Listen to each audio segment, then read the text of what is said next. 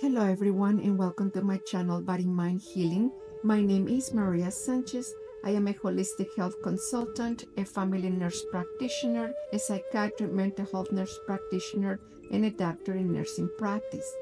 The case for today is anxious depression. Anxious depression is a term often used to describe a clinical condition where people experience symptoms of both major depressive disorder and anxiety. Although not officially recognized as a distinct disorder in the Diagnostic and Statistical Manual of Mental Disorders, 5th edition, or DSM-5, anxious depression is increasingly being recognized by mental health providers as a significant and common clinical presentation. It affects millions of people worldwide and is associated with increased severity of symptoms, greater functional impairment, and a more complicated treatment course compared to either depression or anxiety alone. This co-occurring condition is often referred to in clinical practice as depression with anxious distress.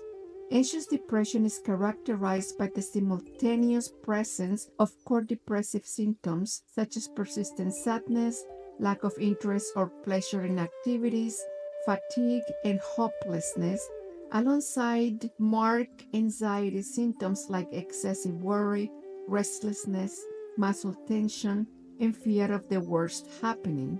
According to DSM-5, people diagnosed with major depressive disorder may be specified as having anxious distress if they exhibit two or more of the following symptoms during most days of the depressive episode, and that is feeling worried or tense, feeling unusually restless, having difficulty concentrating because of worry, having fear that something awful might happen, or feeling that they might lose control of themselves.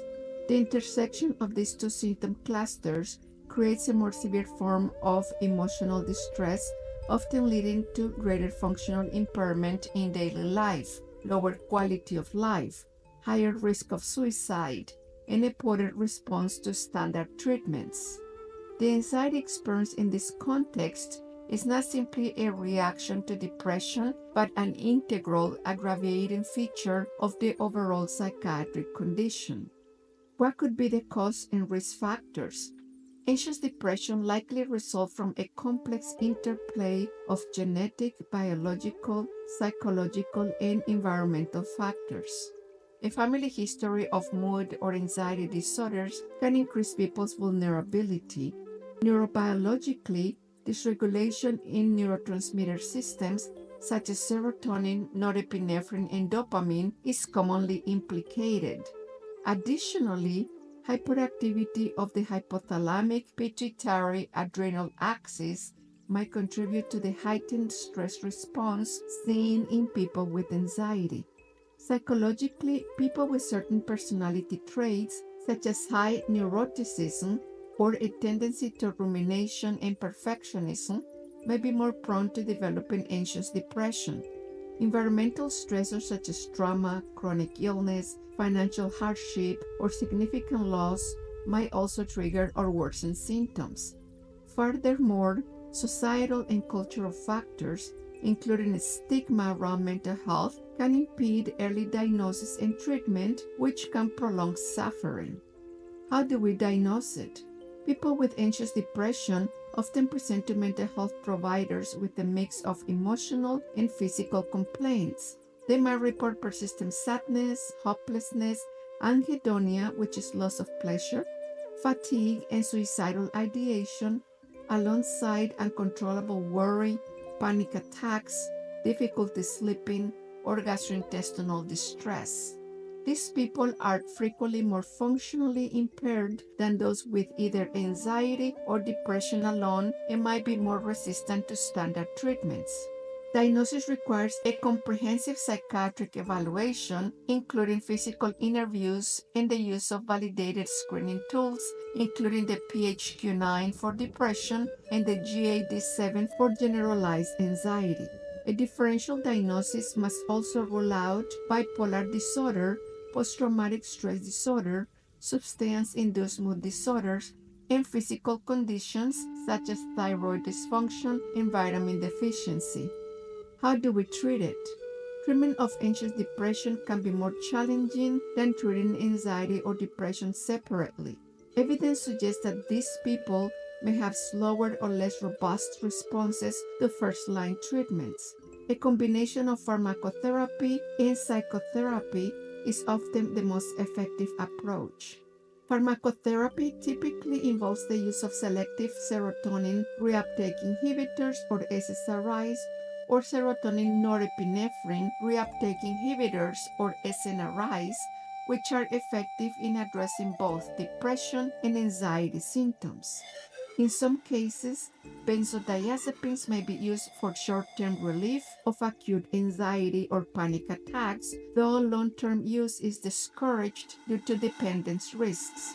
Augmenting or adding atypical antipsychotics or mood stabilizers might be considered in treatment-resistant cases. Psychotherapy, particularly cognitive behavioral therapy or CBT, has been proven effective in managing both depressive and anxious symptoms. CBT helps people recognize and change negative thought patterns, manage worry, and develop coping skills.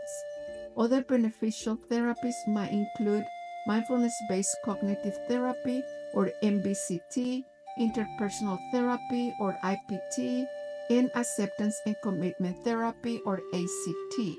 Also, lifestyle modifications including regular exercise, healthy sleep hygiene, reduced caffeine intake, decreased sugar intake, avoiding drugs and alcohol, and stress reduction techniques such as yoga or meditation are important adjuncts to formal treatment. What is the prognosis? The prognosis for anxious depression depends on several factors, including the severity of symptoms, co-occurring disorders, access to treatment, and patient resilience. Early diagnosis and integrated treatment improve outcomes significantly. However, the co-occurrence of anxiety and depression tends to increase the likelihood of chronic symptoms and recurrence, making long-term management crucial. Continued research is needed to better understand the biological underpinnings of anxious depression, optimize treatment strategies, and improve outcomes. Personalized medicine, including pharmacogenetics and digital health tools, may play an increasingly important role in the future management of this complex condition.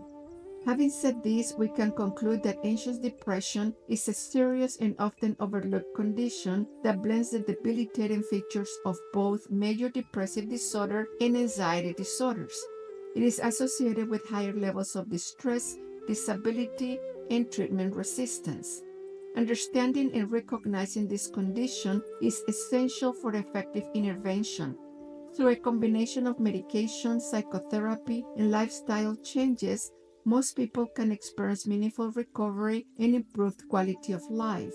As our knowledge evolves, so too will our ability to provide more targeted and compassionate care for those affected by this dual burden. May the inner peace that we cultivate today expand and guide us always. Until next time.